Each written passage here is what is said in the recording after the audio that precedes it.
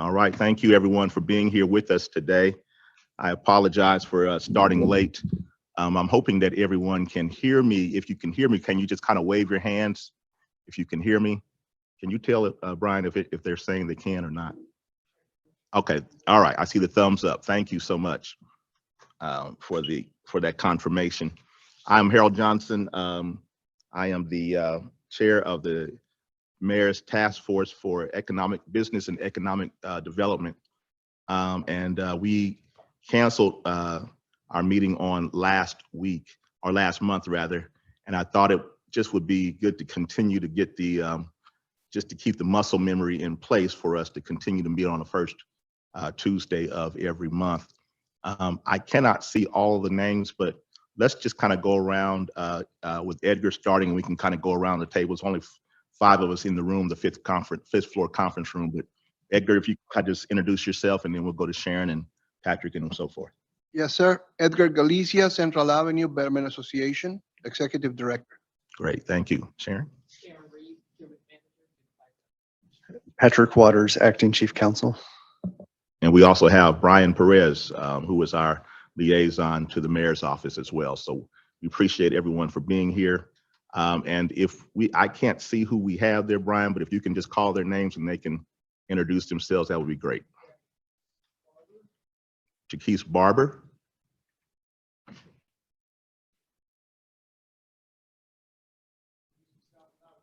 Yes, Jacques Barber, interested citizen.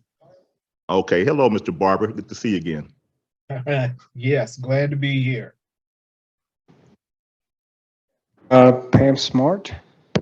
Good afternoon, Pam Smart, Mount Carmel Redevelopment Corporation. Great, good to see you, Mr. Smart. Patrice Townsend. Yes, Patrice Townsend, Kansas City Board of Public Utilities. Hey, Ms. Townsend. Hi. Go ahead, I'm sorry. Now we have Leslie Scott. I'm Leslie Scott. I'm the Program Manager for Digital Inclusion at KC Digital Drive. Great, good to see you. Okay, so we don't have a big group today. It's been a lot going on this week, this month, these past couple of months. As many of you know, our interim administrator is no longer with us. Her contract ran out, and I'm happy to say that we do have a new administrator here for Wyandotte County, Mr. David Johnston. Actually had invited him to be a part of our meeting today. He was not, because if you've never been part of the dynamic at City Hall, once you come into City Hall, it just sucks you into a big sucking noise. It just brings you in, and everybody's coming at you, and emails are going berserk, and it's just it's wild. So it takes a little bit of time to kind of get used to how the dynamics work here at City Hall. But he did tell me that he will be at our next meeting on May the 5th, I think it is.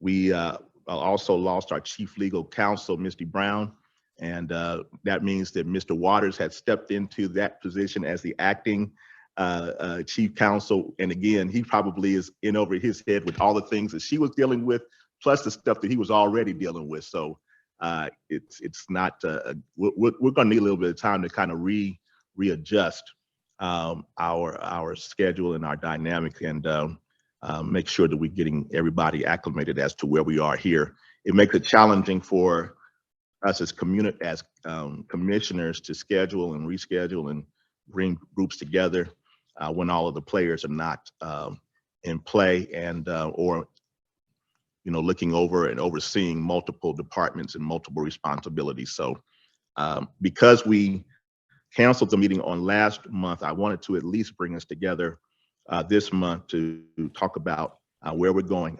One of the things that we have been working on, continuing to be working on, is the exchange of the idea of the community benefits agreement. And that's something that the prior administrator and Mr. Waters and myself and Commissioner Davis, and there probably were some others that were part of that also. Oh, Allie Porter, she's not with us either. She helped to coordinate a lot of this with Brian. We got together and kind of put together an an outline of how we want to move forward with that. I've asked Mr. Waters if he could just give us a few moments of his thoughts on it and that conversation, with the understanding that he has not had a whole lot of time to really address this as deeply as he would like to. But I'd like for us to at least get an update on that portion, Mr. Waters. Thank you, Commissioner Johnson. So we talked a little last time, there's two main types of community benefit agreements. One is called a structured fee program, where it's basically you have fixed fees that are paid by an applicant, and it's for a specific purpose that's usually set out in the ordinance. It could be for affordable housing, for parks, for safety. We talked about the pros of this are that, the developers know what to expect in terms of what the costs are. Everyone's treated equally. There's less oversight and staff time needed to manage it. Then I guess the cons would be though that, the one size fits all model might not provide a specific need that a neighborhood would want. And there's not quite as much community involvement in terms of how that's structured. The other type is called the public benefit program. These are negotiated on a case-by-case basis with each new development. The pros on that is that you can tailor the benefit to the needs of a specific neighborhood, and it allows for more creativity in terms of the options. The cons are that it creates uncertainty for developers when each benefit has to be negotiated separately.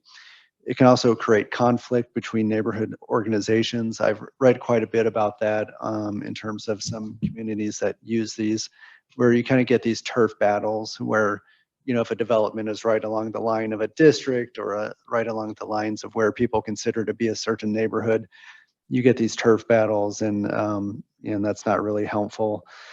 And it just takes a lot more staff time to administer because each project is different and you have to follow each requirement. So, we talked a little bit about with Ms. Harrison Lee before she left. I think she was really leaning towards the structured fee program. We talked about kind of where our staffing is right now, and we just don't have a lot of staffing to do oversight. An example that's kind of similar, if you think about Kansas City, Missouri, and how they have their affordable housing set aside, where any large new like apartment project has to have at least 20% of the units set aside as affordable. And if a developer decides not to meet that requirement, they have to pay into their affordable housing trust fund. And that's a set amount that the developer knows, okay, if I don't meet the 20% threshold and I'm 10 units short, I know I'm going to have to pay this much into the fund. And that's a decision they can make. If they think it's better for their pro forma to do that way, and they're willing to put aside the money, they know what to expect. So that's kind of an example. One recent example that we've done of maybe unintentionally of a community benefit agreement would be with 505 Central. We had them set aside $350,000 for improvements to the street on Central there. That's approximately 1% of the overall development. It's about a $35 million development, so 350,000. So, we could think of things like that where, we kind of have just a fixed set aside based on the proportion of the overall development costs. We could do a fixed percentage of the overall incentives. If they're asking for $5 million in incentives, then you provide X amount of money. So those are ways where we could do kind of a fixed benefit agreement. Then we just have to decide, what is that money used for? Does it go into a pot, and then we have another a committee that decides? Do we say that it all goes to affordable housing? So those are questions that we'd have to decide about how we wanted to use those funds. That's perfect. Thank you, Mr. Waters. That does really encapsulate where we were. I see our Director of Planning, Gunnar Hand, is here. I would invite you to the table if you don't mind. You might have some things to share as well. One of the things that we talked about, Edgar, was that we probably needed to have the NBRs involved, not knowing exactly where they would be involved, but certainly you all would have a better idea of the community, even, I'm not going to say even more than the district commissioner, but in some cases, yes. And so I thought that one of the things that we have been talking about is making sure that we have your voice, the NBR's voice at the table as well, to help guide us with regard to that. So are there any questions? And there might be some persons that don't even know what we're talking about. We just kind of jumped right in. Are there any persons that are online or that are here in the room that have any comments or questions with regard to this? If so, I can't see your hand. You don't have to raise your hand on your, just go ahead and turn your mic on and identify yourself and go right ahead. If I may, Yes, please. I think this is the right way to start this conversation, because community benefits agreements are just a pillar of the understanding of community. So whatever the government, the legislature, the regulations state or are written for, become a blueprint for anything future and the perspective that all of the leaders of the community have on the future of the community. Okay, so if we don't have a community benefits agreement, it's literally that we don't care about community. But if we have them and the details are specific to one direction or another, that shows our intentions or intentionality. So it is very good point to talk about how to have one, because I doubt there is anyone sitting in this meeting that does not care about community one way or another.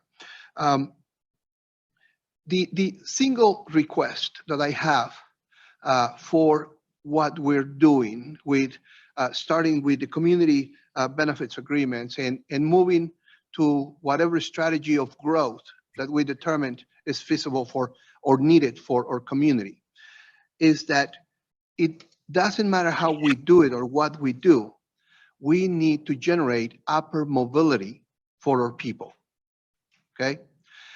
If we take a look at the biggest challenge we are facing and we have faced for about 20 years, which is the keeping of our budget in the black, okay? That's the single biggest challenge we have, because when our community asks for why our parks are the way they are, why our community centers are the way they are, why do we not have the beautiful sand beach in the shower house, I don't know, the bathhouse, whatever that was called? Why don't we have that now? And we had it back in the years and all that. It's because we don't have money to fund any of these. We don't have money to recreate, rebuild, revamp, and or fix what we have, right? And so without money, we can have all the master plans in the world, but we cannot make them reality. Without money, we cannot bring wealth to our people. So we need money, and the easiest way to get the funding necessary is by increasing the numbers of residents that we have. And that is where the conundrum comes in, because we can do it one of two ways pretty much. What we can do it is flatten everything there is, save the historic structures, build brand new, and bring people who have the means to pay for the brand new, and then we'll be fine. You know, the government, the county will continue existing, but our people would have been displaced and died. The other way is to help our people generate upper mobility on their own means and by the structure and by the programming, and allow them to merge into the new city, to merge into or be a part of the new structure. So bring all the 505s that you want, but make sure every single one of these new projects generate upper mobility, allowed our people to be part of them, and mix and learn. okay? And I have experience, I have visited projects like this where the people are taken into consideration and upper mobility is generated so that we get the largest number of good and happy, prosperous members of our community. And we're very welcoming to the new members of our community and offer them services and the housing stock that everybody wants. Luxury. I'm not against luxury, but I'm against luxury when it is taken away from our people. If it is sharing with our people and it is allowing time for our people to learn of this availability of these new ways and merge with the new members of community, the incoming residents, then upper mobility takes on and our people learn that there is better ways and move on with their lives to a greater standard, greater quality of life. So the basic in whatever we write into these contracts for community benefit agreements is that they generate upper mobility. And secondly, I studied these cases and I have learned of what I call a 4-4-box strategy, where we have 4 levels of programming and legislature so that we can help our residents move upward. First, we need to understand the needs for our property owners and protect our property owners at all costs. Because our property owners, be it residential, commercial, or social, are the ones who have put the thickest skin in the game, investing in our community directly, self-investing in many times. And so they cannot be just taken out. They need to be taken into consideration and be part of the projects that come, be part of the wealth, be part of the investment, and move up with the investment. The second bracket, the second box, is the business owners. Business owners who are making a living here and are generating jobs here and are benefiting themselves by self-investing, managing their businesses, and creating jobs for our community. We need to protect them secondly. And everything we do in these benefit agreements and any regulation that is being worked on to harvest or to push and benefit our future needs to take our business owners into account and protect them as well. Protect them as well.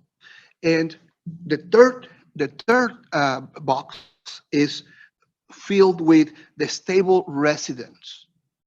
All of those who have a job here, they do not own land, they do not own businesses, but they work here, they operate here.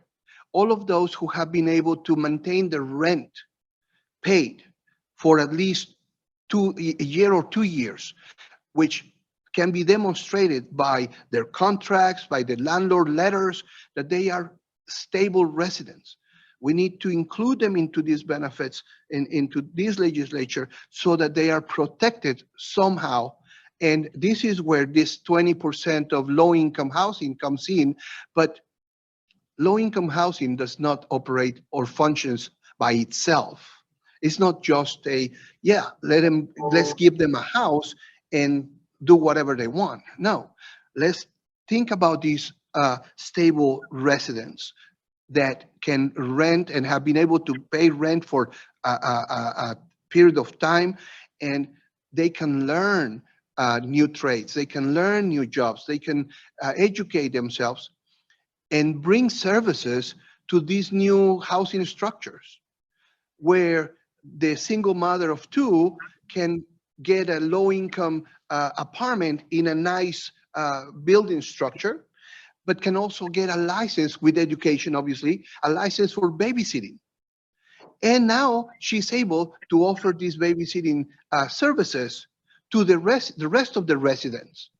And You say that we, third item was to protect people that work in Kansas City, Kansas, or live in I call them stable residents. stable residents. Okay. And to me, stable residents are those who have stable jobs in our community and operate in our community, and those renters who are stable, who have either jobs wherever in the metro, but they reside here and are stable living here for or paying rent for more than a year, you know, because they're the core of our population. And they're the ones who can give us the services we need when it comes down to the new residents that are able to pay the new prices. Okay? And the last box is the hardest box to work with because it is filled with unstable residents. People who are couch, hopping, people who are homeless, people who are ill, addicts, all of these. And it's harder to help these people because they need not only a meal daily, they need structure, they need education, they need treatment, they need therapy, they need so many more things that if we cannot protect the property owners, if we cannot protect the business owners, if we cannot protect the stable residents, we will not be able to protect the homeless. And they will just grow in numbers.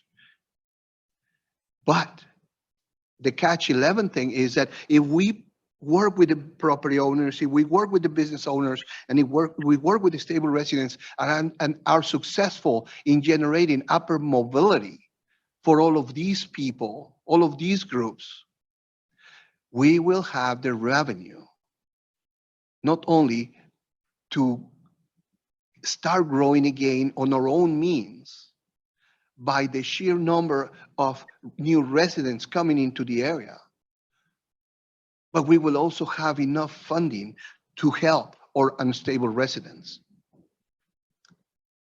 That is a strategy that I ask everybody in this table to think about, to put your heart into it and know that there are ways to help ourselves, not be displaced, not be taken out, and grow financially, live stable lives, and increase the quality of our living.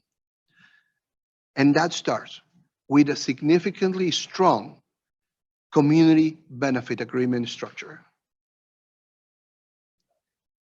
Taking notes here on my little pad here. So what we call the four I call the four box strategy. box strategy. Anyone else have any comments or feedback?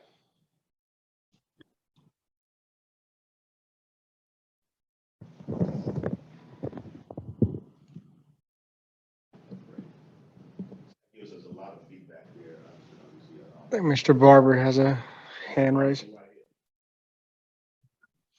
Yeah, if I could, I guess, extend a little further on what the prior speaker was just saying.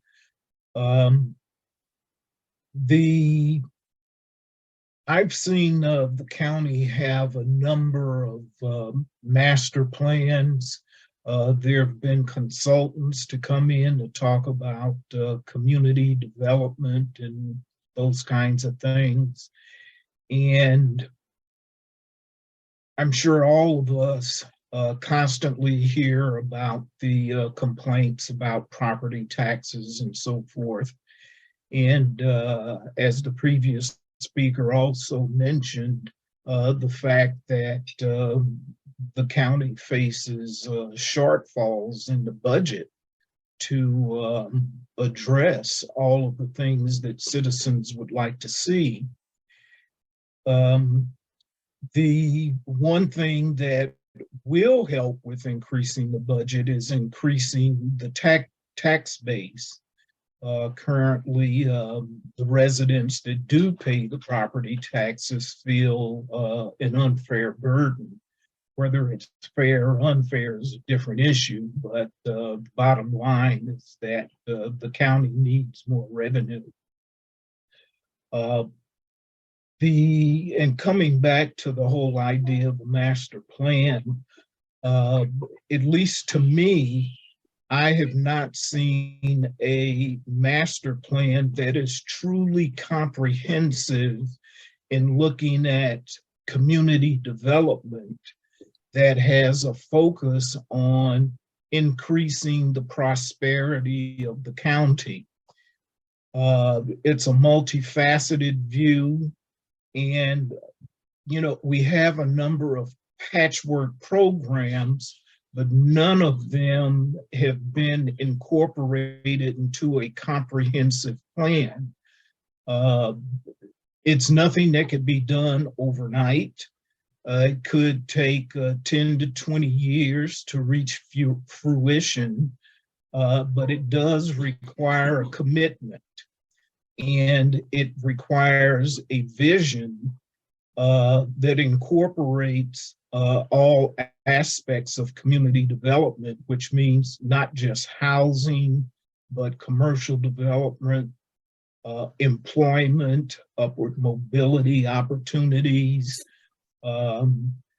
those kinds of things that would attract more people to moving into our community, as well as providing job and employment and career opportunities here within the county, so that we do increase our tax base and increase the desirability of people to move into Wyandotte County. This is one of the obstacles that a number of entities and organizations that I've been a part of have continually complained about. When they're looking for to fill vacant positions, employment positions, they come from outside the county to get interested people in those jobs, because they do pay a decent salary, but those persons are unwilling to relocate into Wyandotte County for various reasons that I think we're all aware of. But Wyandotte County has some very, very nice neighborhoods, and we do have some blighted areas within the county. And to keep from just going on and on here, I come back to looking at a truly comprehensive long-term plan that looks towards a true community development vision. Well, Mr. Barber, I certainly say amen to what you're talking about. And as you were talking, Mr. Gunnar Hand, who is our director of urban planning, happened to step in, and he is actually working on the same thing that you just talked about. So I'll just ask him to kind of give you a response to your thoughts and from there. Mr. Hand, if you don't mind. Great. Sure. Thank you, Commissioner. Gunnar Hand, Director of Planning and Urban Design. I guess I'd say a couple things. As I've mentioned in this meeting forum in the past, we're currently in the process of creating for the first time in the unified government a truly comprehensive plan. We currently have what is called the citywide master plan, which is not comprehensive, has some visionary countywide, let's say, citywide elements included in it, but basically functions as an area plan for those areas that do not currently have area plans. I'd say that's its primary function. With a little bit of serendipity and certainly some alignment across staff at the UG, last year we mapped out and planned multiple deliverables, multiple consultants to do many, many things, from a comprehensive plan, citywide economic development strategy, first time ever, citywide historic preservation plan, first time ever, housing strategy, first time ever. All of these things are speaking towards the same vision. Last October was the 25th anniversary of the unification of Wyandotte County, Kansas City, Kansas. What does our next 25 years look like? What should we be working towards? These long-range plans, comprehensive plans, area plans are all visionary documents that are supposed to codify the community's shared vision of the future. And so it is imperative that we use forums like this and other outreach to drive what those policy documents become. Now, at the end of the day, these documents are adopted by state statute in Kansas as with ordinances, which means they are the official policy. So in that sense, they cannot and are not the end all be all. They are only a tool by which we can hold our decision makers. Sorry, I didn't mean to point at you, Commissioner. To hold our decision makers accountable for their actions, because we are not infallible. We are human beings. And sometimes when something's dangled in front of us, we forget about the policy we've previously adopted behind us, right? So it's incumbent upon the public, NBRs like Mr. Galicia and the organization he runs, but as well as staff to hold ourselves accountable. Now, if I'll quickly digress, I agree with everything you said, Edgar. I want to use one of the examples that Patrick used in his presentation as my input on that conversation as it relates to betterment agreements. The 505 project development agreement, if you remember, happened after we ran through the entitlement process. Now, not every development agreement has an entitlement process with it, but the vast majority of them do. The vast majority. And while the development agreement has to go through all the traps of a public engagement process, it doesn't have to do as an extensive amount of community engagement as an entitlement process on a property does. For those reasons, I would advocate or recommend that we run entitlements before we run development agreements, because in that situation, although not everybody was happy with the final development agreement, which is fine, that $350,000 was specifically informed by issues raised at the entitlement process. And so I think that is something to consider moving forward. And to Mr. Barber's comments and anybody's comments in general, what I had recommended for this and every other task force that the mayor's created over the last year and a half is whatever comes of these, whatever recommendations or what have you, projects, policies, strategies, you name it, that comes out of these should be incorporated into all of the long-range planning we're doing right now and through the end of this calendar year. So one, that we can codify it, and two, so that it can inform these larger policy discussions that happen at the, 10,000 foot level when you're talking about comprehensive plans. We're not going to talk about specific projects necessarily in a comp plan process.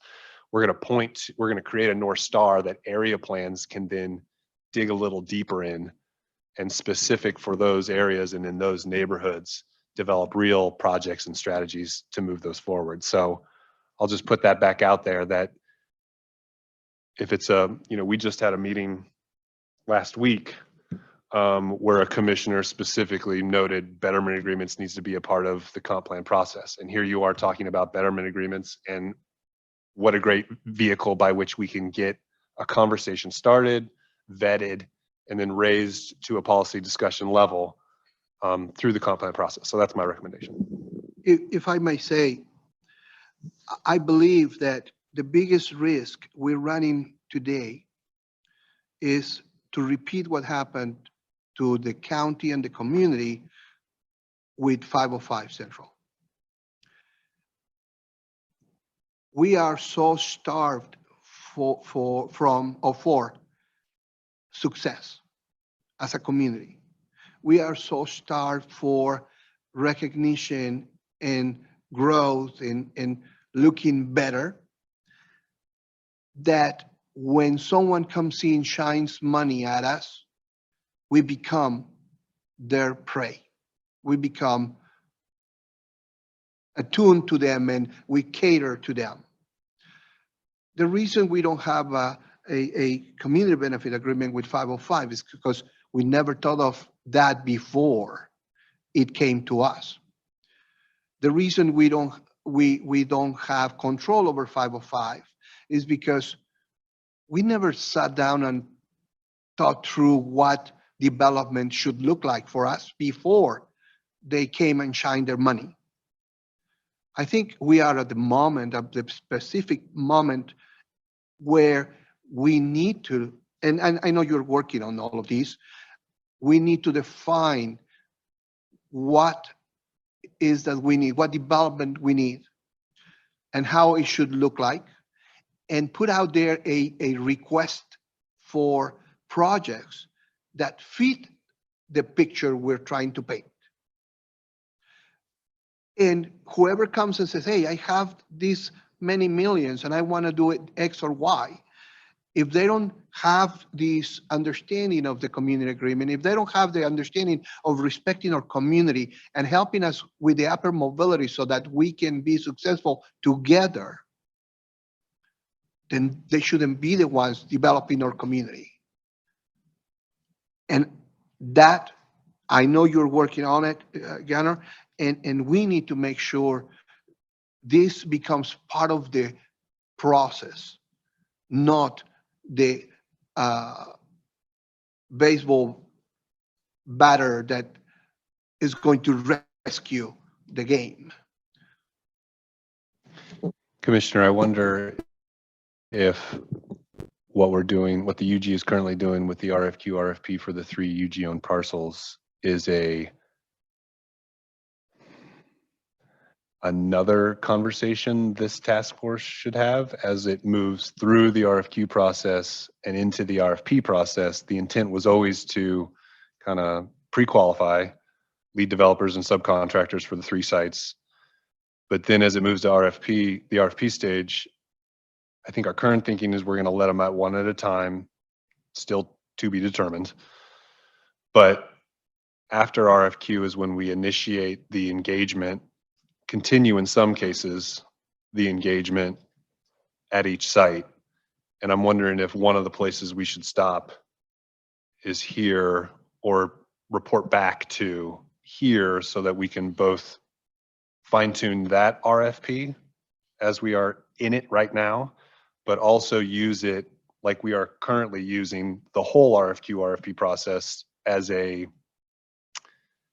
I always say implementation starts on day one. So we've already started the comp plan process. We should be implementing the comp plan process. And so this opportunity, I think, is a way for us to do exactly what you just said, Mr. Galicia. And so let's run through the traps. Let's really use that as a pilot that we can then potentially improve and move into either as an idea that we can, again, codify in the comp plan, or what the second one looks like if these are successful, right? I would ask for these 3 projects that are on the table, the creators of, the guards of, the ruling or the authorities over these 3 projects. I would ask, how are these projects generating or helping upper mobility for our people? How are these projects respecting and helping the property owners in our community? How are these projects helping the business owners in our community? And how are they supporting the stable residents in our community? And I will leave it at that, because the next step is everything has to happen before we can help the unstable residents. But if we can solve, or if we can provoke upper mobility with the structuring of these 3 projects, respecting the property owners, respecting the business owners, and helping the stable residents, we would be in our way to resurrect for everybody. I move on to that, because I think I want to hear from Patrick on that idea that's been thought of. But Brian, do we have somebody else with their hands up? Yeah, Leslie Scott. Scott, please. Yeah, I just wanted to mention the importance of ensuring that we have broadband internet for everyone, both at home and in their businesses. I think that it's just an important element of any community development plan, and so I hope that we all might consider including that in whatever is produced. Okay, thank you. I That's all. appreciate that. Mhm. Taking notes here. Patrick, do you have a thought relative? My thought as to what Gunner's talking about in Edgar, is there some legal guidance that we need to be mindful of as we're trying to talk about the things that, you know, in terms of having these projects as far as the RFQ, RFP process funnel through this task force? So How could that, or how would that work? yeah, so the applications are confidential until a winner is selected. So we would just have to be careful about that. So if we, like, I don't know how many potential people we might select. We could select more than one, I guess, per site. So after selections are made, if we wanted to then bring those, you know, the winning bids for discussion, at least, we could do that. We would just have to wait until that process plays out.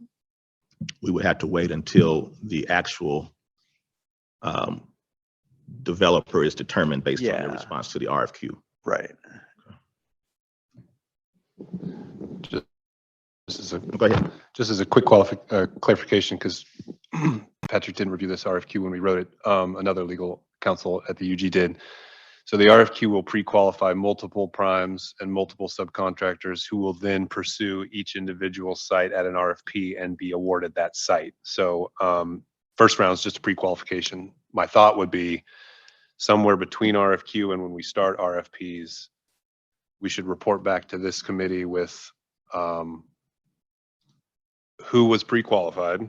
We could definitely bring that information because it'll be public at that moment, at that time, but more as a conversation point to talk about how do we do exactly what I think we're talking about.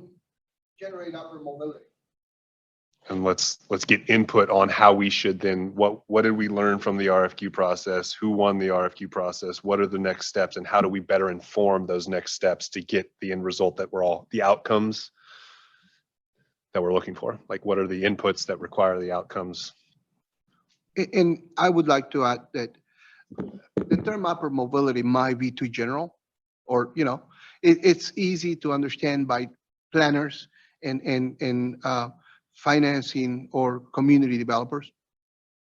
But bottom line is, this has to generate growth for our people, the opportunity of growth to our people. I'm hearing, Mr. Hand, is that we should perhaps have them respond back to this committee, to those developers, before they're actually selected for a specific site, one of those 3 sites. Am I understanding that correctly? Gunnar Hand, Director of Planning and Design. Generally, yes. And I think that the RFQ closes on April 27th at 2 p.m. We'll probably need a couple of weeks. So my recommendation would be, I probably could report verbally in the May meeting, but it'll probably be the June meeting when we'll actually have something we'll want. I mean, I'll shoot for May, but I think, and I, again, Commissioner, I've committed that planning will be here for all your meetings, but so I can be here at accordingly. But my gut tells me June would be the right time to be on the agenda to report back and then facilitate a conversation about upward mobility, community benefits for the 3 projects. And then that intel, if you will, we can bake into the writing of the RFPs. I just want to make sure we touch base before we go to that stage, because the RFPs is where the rubber meets the road on those 3 sites. So is the RFP, does it have the intention of including some form of community benefit agreement? I mean, we can write the RFP any way we want, but because we don't have a community benefit ordinance, I don't think we can go out on a limb and require it. Like, because our DBE ordinance has sunset, we wrote in the RFQs a preference, but we can't score on that preference, and we can't actually ask them to be a DBE or have a DBE component because we don't have the ordinance. Because we're But we still can not write ready. it. You can write it, and a lot of respondents, having sat on the other side of the table, will read in between the lines and volunteer a DBE goal or volunteer X, Y, and Z. And so that's what we're hoping for. But again, I think it'll be a little tough to even call it a community benefit agreement without an ordinance. But I think the things that are involved in a community benefit agreement, and because it's UG owned land, yeah, I think we can write the RFPs however we want. And ultimately, any development agreement can contain that. The commission can put that in. And I think that's something that's on the commission's radar now. So even if we don't have a specific ordinance, anytime incentives are involved, you have wide discretion to require whatever you want. Mhm. Do we know any commissioner that would be willing to help us? I think, not to go totally off track here, but I think the conversation that I would hope we have selfishly for the comprehensive plan process would be not the nuts and bolts of what a benefit agreement should look like, but like comprehensively, what do we want to get out of development agreements, period. Right now, there are some policies, protocols, and procedures based on what that incentive is. But generally speaking, we negotiate a deal, a project at a time. Other communities do it differently. We should have the conversation of, should we be doing it differently? And then let the cards fall where they may. I honestly think that the community benefit agreement should contain some sort of upper mobility insurance generating by de facto. Right. Jobs are great, but jobs for who? Right. Development's great, but development for who? Housing's great, but housing for who? And so again, I think these are the conversations that we haven't had, that we only, in my experience in my last 3 years here, we've only had when we're in the meeting talking about the entitlements. Right. We got to take a step back Catch it before. and have these conversations before, which is rough because I'm constantly telling people that planning doesn't move at the speed of the market because it's not supposed to. There will be development agreements that run through the traps before we get to the point where we have the policies in place. So I think how we balance that is. Right. No, I totally understand, but we still are trapped by our own Sure. ineffectiveness in the past. Well, my hope is that we can get a true ordinance in place for this commission by the end of the year. In the meantime, we kind of have to start crafting it and cobbling it together and I think this conversation is going to help us sharpen the pencil as we move forward. My hope is that we can get through the commission by the end of the year. I do think that's a realistic expectation.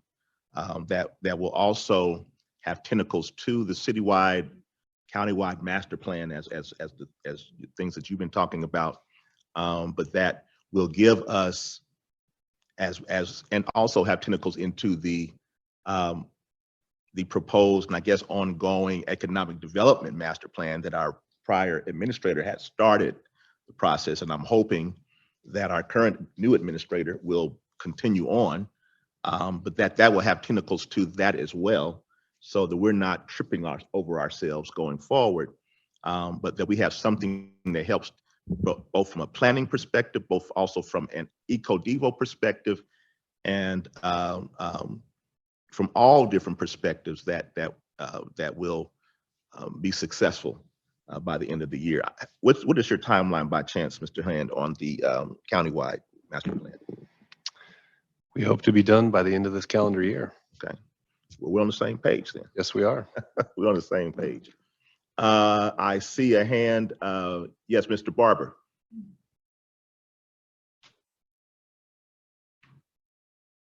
All right. Am I clear in understanding that in order to have the kind of comprehensive plan we've just been talking about, we need to have ordinance in place that would support that particular vision? And if so, is it possible for us to see or have pointed out what ordinances, if any, are in place that kind of support community development and address the kinds of things we've just been talking about? I don't know that we have anything specific to what you just said. I think we have certain things, policies that are in place that kind of have that same tenor, but I don't know that we have anything in terms of legislation thus far. The Gunner can probably help me better on that. Gunner Hand, Director of Planning and Design. We do not need an ordinance passed to do long-range planning. We actually just finally onboarded our last consultant on the group of consultants working on all these different deliverables that I mentioned earlier, which are all going to move forward with the same, as the same conversation, right? We will develop an economic development strategy and a housing strategy, but both those things will be incorporated into the comprehensive plan as chapters with their own deliverable / document as an appendix, right? So you can pick out the whole Eco-Devo plan if you want to read just the Eco-Devo plan, but that Eco-Devo plan will have an executive summary that will basically become the chapter of the comprehensive plan, right? So that's kind of how we're piecing it all together.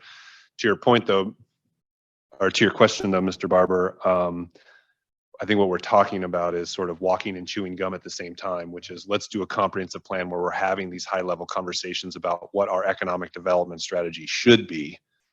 But we have this one conversation about a community benefit ordinance that could maybe help us along with that conversation, but also be implementing that vision while we're developing the vision. And I think that's fine. Yeah. In fact, again, I'm a big proponent of implementation starts at day one. Yeah, I totally agree.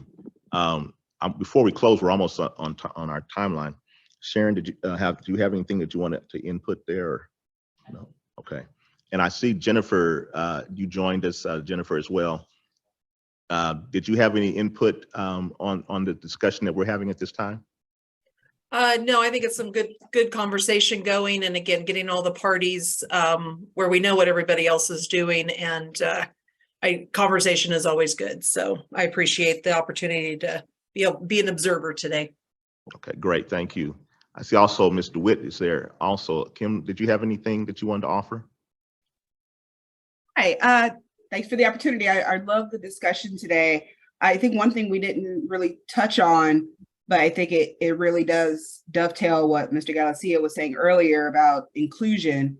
I think we also, as we build out these plans, we also need to be thinking about how we can be intentional about including small business in those plans in terms of using them both as a local resource and being intentional about engaging with them, both as a vendor and then as an end product or an end user as well.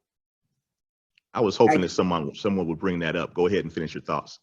I was just going to say, I can certainly speak from my own experience being a small business owner and being in the consulting world.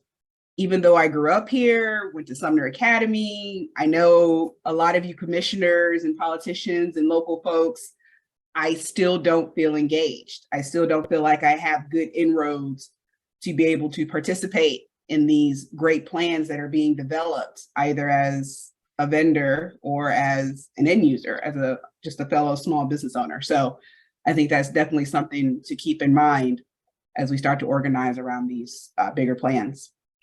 Absolutely.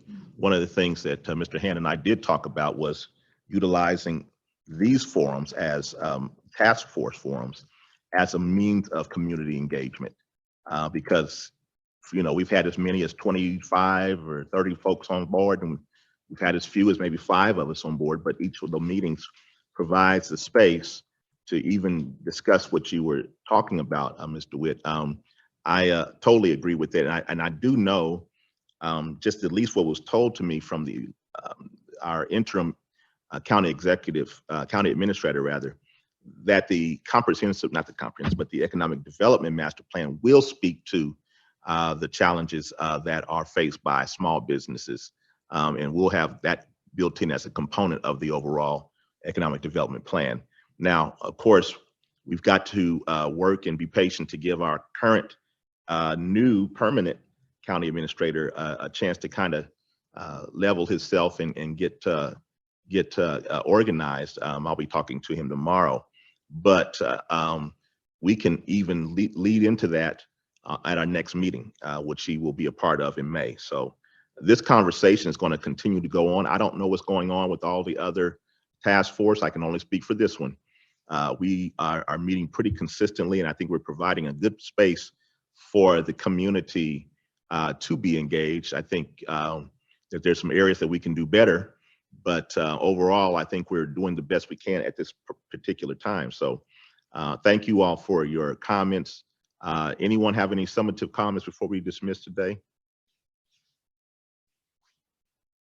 All right, great. Well, we appreciate the time that you've given us today for this vital conversation. Continue to meet us on the first Tuesday of every month at 3:00 p.m. And if you want to come down, you can come down to the 5th floor of the Unified Government City Hall. So with that, we're going to adjourn for today. I just ask that you all have a great day when you leave. Thank you.